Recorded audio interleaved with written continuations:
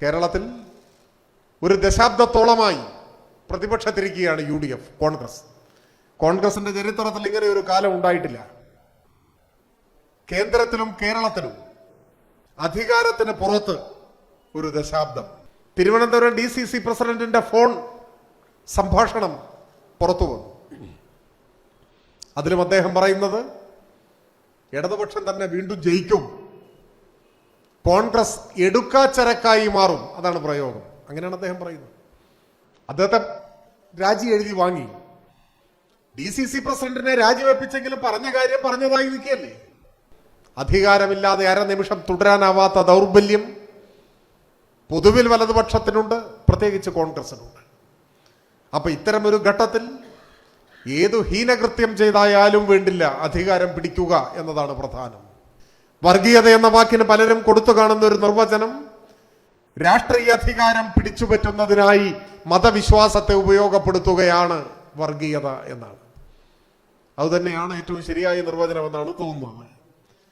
അധികാരം പിടിച്ചുപറ്റാൻ മതത്തെ, വിശ്വാസത്തെ ഉപയോഗിക്കുക, അതാണ് വർഗീയത. അങ്ങനെ ഉപയോഗിക്കുന്നവർ വിശ്വാസികളായിക്കൊള്ളണം എന്നില്ല. ഇന്ത്യയിലെ വർഗീയതയുടെ ആദ്യകാല പഥികർ എന്ന് പലരും വിശേഷിപ്പിക്കുന്ന രണ്ട് വ്യക്തികളാണ്. ഒന്ന് സവർക്കറും മറ്റൊന്ന് മുഹമ്മദ് അലി ജിന്നയും. രണ്ടുപേരും വിശ്വാസികളായിരുന്നില്ല എന്നതാണ് വസ്തുത.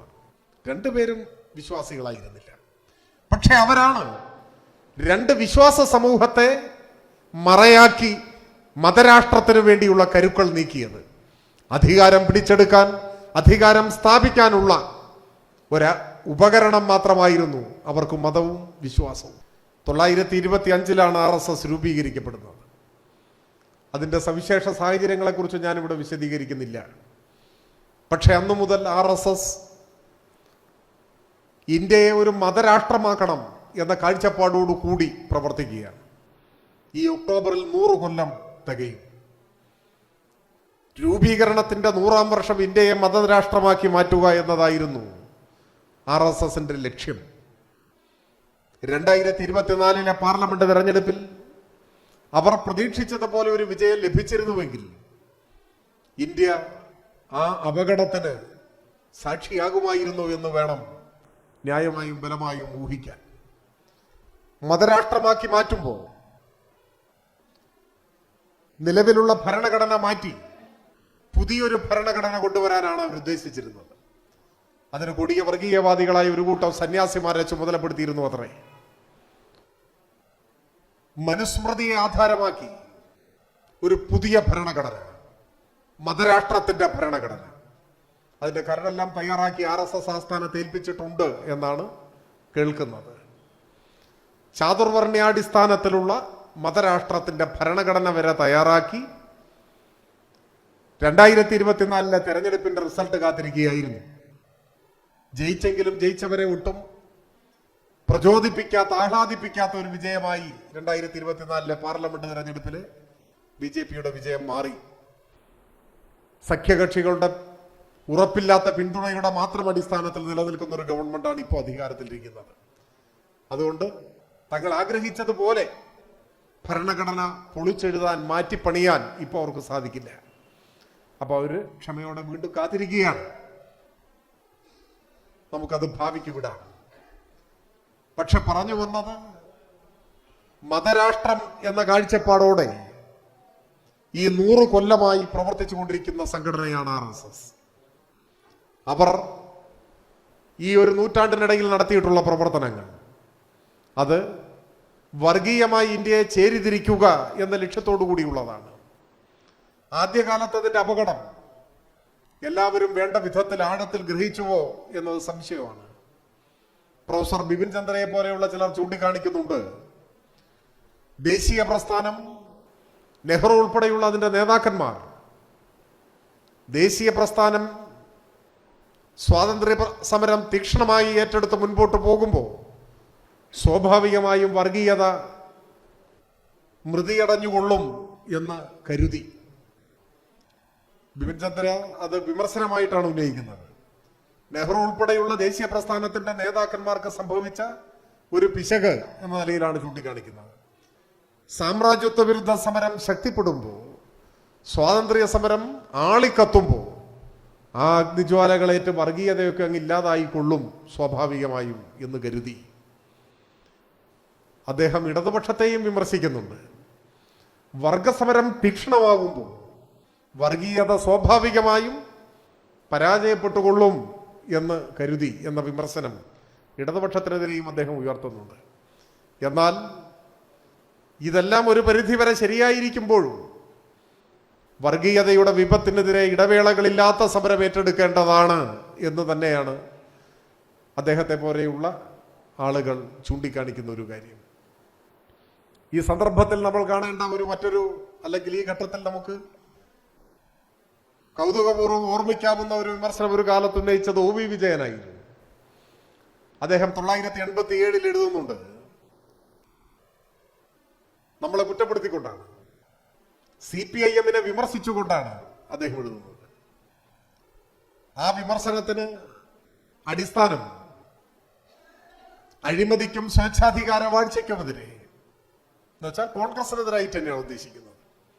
കോൺഗ്രസിന്റെ കുടുംബവാഴ്ച, ഏകാധിപത്യ പ്രവണതകൾ, അഴിമതി, വൻതോതിലുള്ള അഴിമതി, ഇതിനെല്ലാം എതിരായി ഇന്ത്യയിൽ ഒരു വലിയ കൂട്ടായ്മ രൂപപ്പെട്ടു വരുന്നതിന് CPIM തടസ്സം നിൽക്കുന്നു. അതാണ് വിമർശനം. ആ വിമർശനത്തിന്റെ സൂക്ഷ്മാടിസ്ഥാനം ഈ പറയുന്ന പ്രശ്നങ്ങളുടെ എല്ലാം കാരണക്കാരായിട്ടുള്ള കോൺഗ്രസിനെതിരെ അമിതാധികാര പ്രവണതയും കുടുംബവാഴ്ചയും അഴിമതിയും എല്ലാം രാജ്യത്തെ തകർക്കുന്ന സാഹചര്യത്തിൽ കോൺഗ്രസിനെതിരെ വിശാലമായ ഒരു സഖ്യം രൂപപ്പെട്ടു വരണം. അതിൽ BJP-യുമായും യോജിക്കുന്നതിന് ഈ CPIM ആണ് തടസ്സം നിൽക്കുന്നത്. അതാണ് നമ്മളെ വിമർശിക്കുന്നത്. CPIM, അത് EMS-ലേക്ക് അദ്ദേഹം പേരെടുത്ത് വിമർശിക്കുന്നുണ്ട്. CPIM വാശി പിടിക്കുന്നു, BJP-യുമായി ഒരു തരത്തിലും തൊട്ടുകൂടാ എന്ന് CPIM ശഠിക്കുന്നു എന്നത് ഒരു വിമർശനമായി ഒ വി വിജയൻ മുൻപോട്ട് വയ്ക്കുന്നുണ്ട്. അപ്പൊ ഏത് കാലത്തും ഇന്ത്യയിൽ വർഗീയതയുടെ വിപത്തിനെ CPIM വലിയ ഗൗരവത്തോടു കൂടി തന്നെ കണ്ടു എന്നാണ് ഇപ്പോൾ അത് വായിക്കുമ്പോൾ നമുക്ക് മനസ്സിലാവുക. പക്ഷെ അതിൻ്റെ തുടർച്ചയായി ഒ വി വിജയൻ മുൻപോട്ട് വെക്കുന്ന മറ്റൊരു കാഴ്ചപ്പാട് RSSന്റെ വർഗീയ ഭീകരതയെ എതിർക്കാൻ താരതമ്യേന അദ്ദേഹത്തിന്റെ ഭാഷയിൽ, ഒ വി വിജയന്റെ ഭാഷയിൽ, താരതമ്യേന ശക്തി കുറഞ്ഞ വർഗീയവാദികളായ BJP-യെയും അണിനിരത്തണം എന്നൊരു കാഴ്ചപ്പാട് അദ്ദേഹം വയ്ക്കുന്നുണ്ട്. ഇപ്പൊ അതിനൊന്നും ഒരു പ്രസക്തിയും ഉണ്ട് എന്നാരും പറയില്ല. അത്തരം ചിന്തകൾക്ക് എന്തെങ്കിലും ഒരു പ്രസക്തി ഇന്നില്ല. പക്ഷേ വേണമെങ്കിൽ RSSന്റെ വൻ വർഗീയ വിപത്തിനെ മറ്റൊരു വിധത്തിൽ ആ വിപത്തിനെ സംബന്ധിച്ച് ചില മുന്നറിയിപ്പുകൾ ഒ വി വിജയൻ നൽകുന്നു എന്ന് വേണമെങ്കിൽ നമുക്ക് കാണാൻ കഴിയും. അദ്ദേഹത്തിന്റെ കാഴ്ചപ്പാടിനോട് യോജിക്കാതിരിക്കുമ്പോൾ തന്നെ, ഇന്ന് അതിനൊരു പ്രസക്തിയും ഇല്ല എന്ന് പറയുമ്പോൾ തന്നെ, ആ ഘട്ടത്തിൽ തന്നെ നമ്മുടെ രാജ്യത്തിന്റെ മുന്നിൽ RSS ഒരു വലിയ വർഗീയ വിപത്തായി വരും എന്ന് അദ്ദേഹം സൂചിപ്പിച്ചതായി നമുക്ക് കാണാൻ കഴിയും. ഞാൻ കൂടുതൽ ദീർഘിപ്പിക്കുന്നില്ല. പറഞ്ഞു വരുന്നത് 100 വർഷം നീണ്ടുനിന്ന രാജ്യത്തെ വർഗീയമായി ധ്രുവീകരിക്കാനുള്ള RSSന്റെ പരിശ്രമം, അതിനുവേണ്ടി നടത്തിയ ആസൂത്രിതമായ വർഗീയ കലാപങ്ങൾ, മതവിഭാഗങ്ങൾക്കിടയിൽ സ്പർദ്ധയുണ്ടാക്കാൻ, ആയിരക്കണക്കിന് നിരപരാധികളെ കൊന്നുതള്ളിയ ദാരുണമായ വംശഹത്യകൾ, അതിന്റെ എല്ലാം ഒടുവിൽ ഇന്ത്യൻ പാർലമെന്റിനെ നിയന്ത്രിക്കാൻ കഴിയുന്ന രാഷ്ട്രീയ ശക്തിയായി അവർ മാറി എന്ന് നാം കാണണം. ഒരു ദശാബ്ദത്തിലധികമായി കേന്ദ്ര രാഷ്ട്രീയാധികാരം സംഘപരിവാരത്തിന്റെ നിയന്ത്രണത്തിലാണ്. ആ കേന്ദ്രാധികാരം ഉപയോഗിച്ച് പല മാർഗങ്ങളിലൂടെയും രാജ്യത്തെ പൂർണ്ണമായും വരുതിയിലാക്കാനുള്ള ശ്രമമാണ് നടത്തിക്കൊണ്ടിരിക്കുന്നത്. കേരളവും തങ്ങളുടെ ചൊൽപ്പടിക്ക് നിർത്തുന്നതിനുള്ള കഠിനമായ പരിശ്രമത്തിലാണ് സംഘപരിവാർ RSS ഇപ്പോ ഏർപ്പെട്ടുകൊണ്ടിരിക്കുന്നത്. കേരളത്തെ സംബന്ധിച്ചിടത്തോളം നമ്മുടെ രാജ്യത്തിന്റെ പ്രതീക്ഷ കേന്ദ്രമായി കേരളം നിലനിൽക്കുകയാണ്. രാജ്യത്തെ മതനിരപേക്ഷവാദികൾ പ്രതീക്ഷയോടെ നോക്കുന്ന നാട് കേരളമാണ്.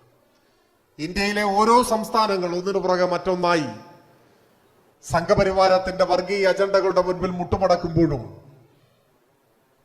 പരാജയപ്പെടാൻ കൂട്ടാക്കാതെ ധീരമായി പൊരുതി നിൽക്കുന്ന നാട് നമ്മുടെ നാടാണ്, കേരളമാണ്. പക്ഷെ ഇവിടെയും നാൾ ചെല്ലും തോറും വർഗീയത വേരാഴ്ത്താൻ ശ്രമിച്ചുകൊണ്ടിരിക്കുകയാണ്. ആ വലിയ പരിശ്രമം തുടർന്നുകൊണ്ടിരിക്കുകയാണ്. വോട്ടിംഗ് ശതമാനത്തിലെല്ലാം ചെറിയ വ്യത്യാസങ്ങളുണ്ടായി. മുൻപ് ജാതീയതയും വർഗീയതയും ഒക്കെ ഉള്ളിൽ ഒരു അല്പാൽപമായിട്ടൊക്കെ ഉണ്ടെങ്കിൽ പോലും അത് പരസ്യമായി പുറത്തു പറയാൻ പാടില്ലാത്തതാണ് എന്ന ബോധമെങ്കിലും നല്ലൊരു പങ്ക് മലയാളികൾക്കും ഉണ്ടായിരുന്നു. പുറത്തു പറയാൻ പാടില്ലാത്ത ഒന്നാണ് വർഗീയത. ഉള്ളിൽ ഇത്തിരി വർഗീയതയുള്ളവനും പുറമേക്ക് അത് പറയാൻ മടിച്ച് ഒരു മുഖംമൂടി അണിഞ്ഞെങ്കിലും നിൽക്കാൻ ശ്രമിക്കുന്ന ഒരു നാടായിരുന്നു. എന്നാൽ നവമാധ്യമങ്ങളുടെയും മറ്റും കാലത്ത് വളരെ പരസ്യമായി പ്രകടമായി പച്ചയായി വർഗീയത പറയാൻ മടിയില്ലാത്ത ചെറുതെങ്കിലും ഒരു വിഭാഗം കേരളത്തിൽ രൂപപ്പെട്ടു കഴിഞ്ഞു എന്ന് നാം കാണണം. ആ സംഘപരിവാർ വർഗീയതയെ കൂടുതൽ കൂടുതൽ ശക്തിപ്പെടുത്തും വിധം ആവശ്യമായ എല്ലാ പിന്തുണയും സഹായവും ചെയ്യുന്ന ശക്തിയായി കേരളത്തിലെ വലതുപക്ഷവും ആ വലതുപക്ഷത്തിന്റെ രാഷ്ട്രീയ അജണ്ടകൾ ഇപ്പോ രൂപപ്പെടുത്തുന്നതിൽ വലിയ പങ്ക് വഹിച്ചുകൊണ്ടിരിക്കുന്ന ഇസ്ലാമിക സംഘപരിവാരം എന്ന വിശേഷണത്തിന് സർവഥാ യോഗ്യമായിട്ടുള്ള ജമാഅത്തെ ഇസ്ലാമിയും SDPI-യും എല്ലാം പ്രവർത്തിക്കുന്നു, നിലനിൽക്കുന്നു എന്നതാണ് പ്രത്യേകത. ജമാഅത്തെ ഇസ്ലാമിയെ സംബന്ധിച്ചിടത്തോളം RSSന്റെ ഒരു ഇസ്ലാമിക പതിപ്പ് എന്ന് മാത്രമേ കാണാൻ പറ്റൂ. RSSനെ പോലെ തന്നെ മതരാഷ്ട്രമാണ് ജമാഅത്തെ ഇസ്ലാമിയുടെയും ലക്ഷ്യം, അവരുടെ സ്വപ്നം. RSSന്റെ മതരാഷ്ട്രത്തിന് ബദലല്ല ജമാഅത്തെ ഇസ്ലാമിയുടെ മതരാഷ്ട്രം എന്ന് നാം കണ്ടുകൊള്ളണം. രണ്ടും ഒരേ സ്വഭാവമുള്ള മുദ്രാവാക്യമാണ്. വിഭജനത്തിന്റെ സമയത്ത് ഹൈദരാബാദിൽ നിന്നും പാകിസ്ഥാനിലേക്ക് പോയ ആളാണ് മൗദൂദി. ഇസ്ലാമിക രാഷ്ട്രമെന്ന സ്വപ്നവുമായി അങ്ങോട്ട് പോയ ആളാണ്. ജമാഅത്തെ ഇസ്ലാമി അന്ന് സ്വീകരിച്ച നിലപാട് ഇന്ത്യയും പാകിസ്ഥാനും മതരാഷ്ട്രങ്ങളായിക്കോട്ടെ എന്നതാണ്. RSSന്റെ ഈ നിലപാട് തന്നെയാണ്. കടുത്ത മതമൗലിക നിലപാടുകൾ ഉയർത്തിപ്പിടിക്കുന്നതിന്റെ ഭാഗമായി ഒരു നീണ്ടകാലം വോട്ട് ചെയ്യാനോ സർക്കാർ ജോലി സ്വീകരിക്കാനോ ഒന്നും സന്നദ്ധമാകാതെ മതരാഷ്ട്ര നിർമ്മിതിക്ക് വേണ്ടി സമർപ്പിത ജീവിതം നയിച്ചവരായിരുന്നു ജമാഅത്തെ ഇസ്ലാമി. പിന്നീട് അതിലൊക്കെ കുറെ മാറ്റം വന്നു, വോട്ട് ചെയ്യാൻ ആരംഭിച്ചു. ആ ഘട്ടത്തിൽ തീർത്തും അരാഷ്ട്രീയമായ കാഴ്ചപ്പാടാണ് മുന്നോട്ട് വെച്ചത്. ഒരു നീണ്ടകാലം ജമാഅത്തെ ഇസ്ലാമിയുടെ നിലപാട് സ്ഥാനാർത്ഥിയെ നോക്കി വോട്ട് ചെയ്യും എന്നായിരുന്നു. ചിലപ്പോൾ ഏതാനും ഇടതുപക്ഷ സ്ഥാനാർത്ഥികൾക്കൊന്നും വോട്ടൊക്കെ കിട്ടിയിട്ടുണ്ടാവും. പക്ഷെ അവരുടെ നിലപാടതാണ്, സ്ഥാനാർത്ഥിയെ നോക്കി ചെയ്യും. അതായിരുന്നു നിലപാട്. അത്ര വിചിത്രമായ നിലപാടുകളുടെ പേരിൽ അവർ പരിഹസിക്കപ്പെട്ടിട്ടുണ്ട്. പിന്നീട് അവർ ഒരു രാഷ്ട്രീയ പാർട്ടി തന്നെ രൂപീകരിച്ചു. കഴിഞ്ഞ അസംബ്ലി തെരഞ്ഞെടുപ്പിലും പാർലമെന്റ് തെരഞ്ഞെടുപ്പിലും ആ രാഷ്ട്രീയ പാർട്ടി പൂർണ്ണമായും UDFന് പിന്തുണ കൊടുത്തു. ഇപ്പൊ UDFലെ ഒരു ഘടകകക്ഷിയാക്കാൻ അപേക്ഷ കൊടുത്ത് കാത്തിരിക്കുന്നതായിട്ടാണ് നമുക്ക് മനസ്സിലാക്കാൻ കഴിയുന്നത്.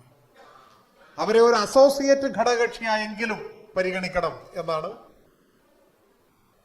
അവരുടെ ആവശ്യം. അത് UDF ഇപ്പോൾ പരിഗണിക്കുന്നു എന്നാണ് കേൾക്കുന്നത്. അസോസിയേറ്റ് ഘടകകക്ഷി എന്ന് പറഞ്ഞാൽ മറ്റ് ഘടകകക്ഷികളുടെ ഒപ്പം ഇരുന്ന് ഊണ് കൊടുക്കൂല. അത് കഴിഞ്ഞിട്ട് പ്രത്യേകമായിട്ട് ചിലപ്പോൾ ഭക്ഷണം കൊടുക്കും. എന്നാലും വേണ്ടില്ല, നിങ്ങൾ അങ്ങനെയെങ്കിലും പരിഗണിക്കണം എന്നാണ് ജമാഅത്തെ ഇസ്ലാമിയുടെ അപേക്ഷ. ആ അസോസിയേറ്റ് ഘടകകക്ഷിയായെങ്കിലും പരിഗണിച്ച് കിട്ടുന്നതിനു വേണ്ടി ഇപ്പോ ഒരു തുള്ളി പോലും വെള്ളം ചേർക്കാത്ത വർഗീയ നിലപാടുകൾ ഉയർത്തി മുസ്ലിം ന്യൂനപക്ഷത്തെയാകെ UDFനോടൊപ്പം അണിനിരത്തി കൊടുത്തുകൊള്ളാം എന്നൊരു കരാർ ഏറ്റെടുത്തിരിക്കുകയാണ്. ആ കരാർ പാലിക്കുന്നതിന്റെ ഭാഗമായി SDPI ഉൾപ്പെടെയുള്ള ആളുകളെയും കൂടെ ചേർത്ത് മുസ്ലിം ലീഗിന്റെ തന്നെ രാഷ്ട്രീയ നേതൃത്വം കയ്യാളി നമ്മുടെ നാടിന്റെ ചരിത്രത്തിലെ കടുത്ത വർഗീയ ധ്രുവീകരണ പ്രചരണവുമായാണ് ഇപ്പോ ജമാഅത്തെ ഇസ്ലാമി മുന്നോട്ട് പോയിക്കൊണ്ടിരിക്കുന്നത്. അതിലേറ്റവും കൂടുതൽ ആഹ്ലാദിക്കുന്ന RSS ആണ്. RSSന്റെ ഹിംസോന്മുഖമായ മതരാഷ്ട്രവാദത്തിന്, വർഗീയ പ്രചാര വേലകൾക്ക് സാധൂകരണം കിട്ടുന്നത് ഇത്തരത്തിലുള്ള ജമാഅത്തെ വർഗീയ പ്രചരണം നടക്കുമ്പോഴാണ്. അങ്ങോട്ടും ഇങ്ങോട്ടും കാരണങ്ങളായി ചൂണ്ടിക്കാണിച്ചുകൊണ്ട് ശക്തിപ്പെടാൻ ശ്രമിക്കുന്ന ഇരുവർഗീയതകളുടെ ബലപരീക്ഷണമായി കേരളത്തിന്റെ തെരഞ്ഞെടുപ്പ് രാഷ്ട്രീയത്തെ മാറ്റാനാണ് ഇരു കൂട്ടരും ശ്രമിച്ചുകൊണ്ടിരിക്കുന്നത്. ആ ഹീനമായ പരീക്ഷണത്തിൽ വിശ്വാസം അർപ്പിക്കുകയാണ് കേരളത്തിലെ വലതുപക്ഷം, കേരളത്തിലെ UDF. കേരളത്തിൽ ഒരു ദശാബ്ദത്തോളമായി പ്രതിപക്ഷത്തിരിക്കുകയാണ് UDF, കോൺഗ്രസിന്റെ ചരിത്രത്തിൽ ഇങ്ങനെ ഒരു കാലം ഉണ്ടായിട്ടില്ല. കേന്ദ്രത്തിലും കേരളത്തിലും അധികാരത്തിന് പുറത്ത് ഒരു ദശാബ്ദം. 2014 മുതൽ കേന്ദ്രത്തിൽ അധികാരമില്ല, 11 കൊല്ലമായി. 10ാം കൊല്ലത്തിലേക്ക് കടക്കുന്നു, കേരളത്തിൽ അധികാരമില്ല.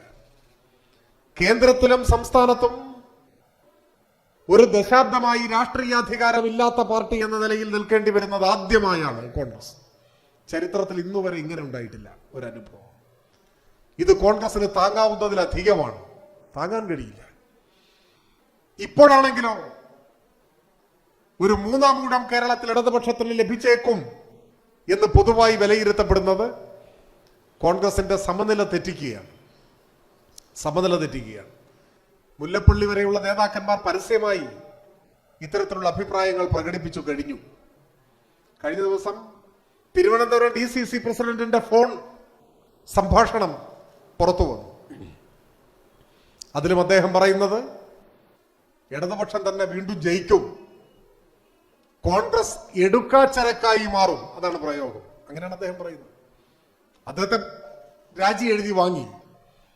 DCC പ്രസിഡന്റിനെ രാജിവെപ്പിച്ചെങ്കിലും പറഞ്ഞ കാര്യം പറഞ്ഞതായി നിൽക്കുകയല്ലേ. കോൺഗ്രസ് നേതാക്കന്മാരുടെ ഇടയിൽ ഈ ഒരു ഭയം ശക്തമാണ്. 3ാം ഊഴം ലഭിക്കും, വീണ്ടും പ്രതിപക്ഷത്തിരിക്കേണ്ടി വരും. അവർക്കത് താങ്ങാനാവാത്തതാണ്. അധികാരമില്ലാതെ അരനിമിഷം തുടരാനാവാത്ത ദൗർബല്യം പൊതുവിൽ വലതുപക്ഷത്തിനുണ്ട്, പ്രത്യേകിച്ച് കോൺഗ്രസിനുണ്ട്. അപ്പൊ ഇത്തരമൊരു ഘട്ടത്തിൽ ഏതു ഹീനകൃത്യം ചെയ്തായാലും വേണ്ടില്ല അധികാരം പിടിക്കുക എന്നതാണ് പ്രധാനം. അപ്പൊ അതിന് ജമാഅത്തെ ഇസ്ലാമിയെ മുന്നിൽ നിർത്തി ഒരു വർഗീയ ധ്രുവീകരണത്തിന് ലക്ഷ്യമിട്ട് അതിൽ നിന്ന് രാഷ്ട്രീയ ലാഭം ഉണ്ടാക്കാനുള്ള വളരെ അപകടകരമായ ഒരു പരീക്ഷണത്തിനാണ് കോൺഗ്രസ് തന്നെ നേരിട്ട് ഇപ്പോൾ നേതൃത്വം നൽകിക്കൊണ്ടിരിക്കുന്നത്. സ്വാഭാവികമായും ആ സാഹചര്യത്തെ തങ്ങൾക്ക് അനുകൂലമായ ധ്രുവീകരണത്തിന് വേണ്ടി ഉപയോഗിക്കാൻ സംഘപരിവാരവും ശ്രമിക്കും. ഇത് കേരളത്തിന്റെ മതനിരപേക്ഷ ഉള്ളടക്കത്തെ വളരെ ആഴത്തിൽ പരിക്കേൽപ്പിക്കുന്നതായി രൂപപ്പെടും. ഈ ഘട്ടത്തിലാണ് വർഗീയ വിപത്തിനെതിരായി എല്ലാവരെയും അണിനിരത്തുക എന്ന ദൗത്യം മതനിരപേക്ഷ കേരളം ഏറ്റെടുക്കേണ്ടത്. വ്യത്യസ്തമായ രാഷ്ട്രീയ കാഴ്ചപ്പാടുകൾ ഉള്ളവരുണ്ടാവാം, അതിൽ തകരാറൊന്നുമില്ല. പക്ഷെ ഏത് രാഷ്ട്രീയ നിലപാടുകൾ സ്വീകരിക്കുന്നവരായാലും പതാകകളുടെ നിറഭേദങ്ങൾക്കപ്പുറത്ത് കൊടിയ വർഗീയതയുടെ അപകടങ്ങളെ ഈ നാട്ടിൽ നിന്നും അകറ്റി നിർത്താൻ ഇപ്പോ വലതുപക്ഷം നേതൃത്വം കൊടുക്കുന്ന ഈ വർഗീയ പരീക്ഷണം, അതിന്റെ ചെലവിൽ കൂടുതൽ ശക്തിപ്പെടാൻ ശ്രമിക്കുന്ന സംഘപരിവാർ വർഗീയതയുടെ പുതിയ സ്വപ്നങ്ങൾ, അതിനെയെല്ലാം തകർക്കാൻ ജനാധിപത്യ മതനിരപേക്ഷ ആശയങ്ങൾ പോർലേൽക്കാതെ ഈ മണ്ണിൽ നിലനിൽക്കേണ്ടതിന്റെ ആവശ്യകത എന്ന് വെച്ചാൽ കേരളം തകരാതിരിക്കാൻ എല്ലാ തരം വർഗീയതയും പ്രതിരോധിക്കേണ്ടതിന്റെ ആവശ്യകത, കേരളത്തിന്റെ നാളെയെക്കുറിച്ച് ഉത്കണ്ഠയുള്ള സകലരെയും ബോധ്യപ്പെടുത്തി അണിനിരത്താനുള്ള ഉത്തരവാദിത്വം നമ്മളെല്ലാം കൂട്ടായി ഏറ്റെടുക്കേണ്ടതാണ്. കേരളം തകരാതിരിക്കാൻ, കേരളം ഇനിയും നവകേരളം എന്ന ലക്ഷ്യത്തിലേക്ക് കൂടുതൽ ധീരമായി മുൻപോട്ട് പോകാൻ നമ്മുടെ രാജ്യത്ത് തന്നെ എല്ലാ വിഭാഗം മനുഷ്യർക്കും അഭിമാനത്തോടെ ജീവിക്കാൻ കഴിയുന്ന ഒരു നാടായി കേരളത്തെ നിലനിർത്താൻ എല്ലാത്തരം വർഗീയതയെയും നമ്മുടെ മണ്ണിൽ ചെറുത്തു തോൽപ്പിക്കേണ്ടതായിട്ടുണ്ട്. ഇന്ന വർഗീയത എന്നൊന്നുമില്ല. പലപ്പോഴും പലരും പറയാറുണ്ട്, നിങ്ങൾ RSS വർഗീയതയ്ക്കെതിരായിട്ട് മാത്രമാണല്ലോ ശക്തമായി പ്രസംഗിക്കുന്നത്. പ്രസംഗത്തെ ചിലപ്പോൾ കുറച്ച് കൂടുതലായി RSSനൊക്കെ പറയും. അതിന്റെ കാരണം RSS നേതൃത്വം കൊടുക്കുന്ന വർഗീയത ഇന്ന് ഇന്ത്യയിൽ അധികാരം കൈയാളുന്ന വർഗീയതയാണ്. കേന്ദ്ര രാഷ്ട്രീയ അധികാരത്തെ നിയന്ത്രിക്കുന്നത് RSS ആണ്. എന്നാൽ ജമാഅത്തെ ഇസ്ലാമിയുടെ വർഗീയതയ്ക്ക് തൽക്കാലം ഒരു പഞ്ചായത്തിൽ പോലും അധികാരം പിടിക്കാൻ പറ്റിയിട്ടില്ല. അതുകൊണ്ട് പൊതുവായ പ്രസംഗങ്ങളിലൊക്കെ കൂടുതൽ സമയമെടുത്ത് വിമർശിക്കുന്നതും തുറന്നു കാട്ടുന്നതും RSSനെ തന്നെയായിരിക്കും. അത് നാളെയും അങ്ങനെ തുടരും. അതിന്റെ അർത്ഥം മറ്റേതെങ്കിലും വർഗീയതയോട് ഒരല്പം അയവേറിയ നിലപാടുണ്ട് എന്നല്ല. എല്ലാ വർഗീയതയും നമ്മുടെ നാടിന് അപകടമാണ്. എല്ലാ വർഗീയതയും നാടിനെ വിനാശത്തിലേക്കാണ് നയിക്കുക. അത് ഹൈന്ദവ വർഗീയതയും ഇസ്ലാമിക വർഗീയതയും എല്ലാം നമ്മുടെ നാടിനെ തിന്മയിലേക്ക്, നാശത്തിലേക്ക്, തകർച്ചയിലേക്കാണ് നയിക്കുക. ഇന്നോളം ഈ ഭൂമിയിൽ ഉണ്ടായിട്ടുള്ള എല്ലാ വർഗീയതയും, ഒരുപക്ഷെ നാളെ പിറക്കാനിരിക്കുന്ന വർഗീയതയും ഈ നാടിന് അപകടമാണ് എന്ന് തിരിച്ചറിഞ്ഞുകൊണ്ട് ഏത് രൂപഭാവങ്ങളിൽ പ്രത്യക്ഷപ്പെട്ടാലും, ഏത് വർണ്ണത്തിൽ പ്രത്യക്ഷപ്പെട്ടാലും ആ വർഗീയതയെല്ലാം എതിർക്കുക എന്നതാണ് ഇടതുപക്ഷത്തിന്റെ രാഷ്ട്രീയം എന്ന കാര്യത്തിൽ ഒരു സംശയവുമില്ല. സകല വർഗീയതയ്ക്കുമെതിരായി മനുഷ്യരെ അണിനിരത്തുക, വിശ്വാസികളെ അണിനിരത്തുക, അതാണ് ഉത്തരവാദിത്വം. വിശ്വാസവും വർഗീയതയും തമ്മിലൊന്നും നേരിട്ടൊരു ബന്ധവുമില്ല. വർഗീയത എന്ന വാക്കിന് പലരും കൊടുത്തു കാണുന്ന ഒരു നിർവചനം രാഷ്ട്രീയ അധികാരം പിടിച്ചുപറ്റുന്നതിനായി മതവിശ്വാസത്തെ ഉപയോഗപ്പെടുത്തുകയാണ് വർഗീയത എന്നാണ്. അതുതന്നെയാണ് ഏറ്റവും ശരിയായ നിർവചനം എന്നാണ് തോന്നുന്നത്. അധികാരം പിടിച്ചുപറ്റാൻ മതത്തെ, വിശ്വാസത്തെ ഉപയോഗിക്കുക, അതാണ് വർഗീയത. അങ്ങനെ ഉപയോഗിക്കുന്നവർ വിശ്വാസികളായിക്കൊള്ളണം എന്നില്ല. ഇന്ത്യയിലെ വർഗീയതയുടെ ആദ്യകാല പഥികർ എന്ന് പലരും വിശേഷിപ്പിക്കുന്ന രണ്ട് വ്യക്തികളാണ്. ഒന്ന് സവർക്കറും മറ്റൊന്ന് മുഹമ്മദ് അലി ജിന്നയും. രണ്ടുപേരും വിശ്വാസികളായിരുന്നില്ല എന്നതാണ് വസ്തുത. രണ്ടുപേരും വിശ്വാസികളായിരുന്നില്ല. പക്ഷെ അവരാണ് രണ്ട് വിശ്വാസ സമൂഹത്തെ മറയാക്കി മതരാഷ്ട്രത്തിനു വേണ്ടിയുള്ള കരുക്കൾ നീക്കിയത്. അധികാരം പിടിച്ചെടുക്കാൻ, അധികാരം സ്ഥാപിക്കാനുള്ള ഒരു ഉപകരണം മാത്രമായിരുന്നു അവർക്ക് മതവും വിശ്വാസവും. അതുകൊണ്ട് യഥാർത്ഥ വിശ്വാസികളെ ഈ വർഗീയ ചിന്താഗതിക്കെതിരായി, മതരാഷ്ട്രമെന്ന വർഗീയവാദികളുടെ സ്വപ്നത്തിനെതിരായി അണിനിരത്തുക എന്നത് നാടിന്റെ നിലനിൽപ്പിനെ സംബന്ധിച്ചിടത്തോളം പരമപ്രധാനമാണ്. അതുകൊണ്ട് ഈ കാലത്തെ ഏറ്റവും പ്രധാനപ്പെട്ട, ഏറ്റവും വലിയ രാഷ്ട്രീയ ഉത്തരവാദിത്വം നമ്മുടെ മാത്രം ഉത്തരവാദിത്വമല്ല, കേരളം നാളെയും പുലരണം എന്നാഗ്രഹിക്കുന്നവരുടെ ഉത്തരവാദിത്വം. വ്യത്യസ്ത രാഷ്ട്രീയ നിലപാടുകളുടെ ഭാഗമായി നിൽക്കുന്നവരെങ്കിലും നമ്മുടെ നാട് അരക്ഷിതാവസ്ഥയിലായി കൂടാ, തകർന്നു പോയി കൂടാ എന്ന് ചിന്തിക്കുന്ന എല്ലാവരുടെയും ഉത്തരവാദിത്വം വർഗീയതയ്ക്കെതിരായി മതനിരപേക്ഷ ആശയങ്ങളെ ശക്തിപ്പെടുത്തുക എന്നതാണ്.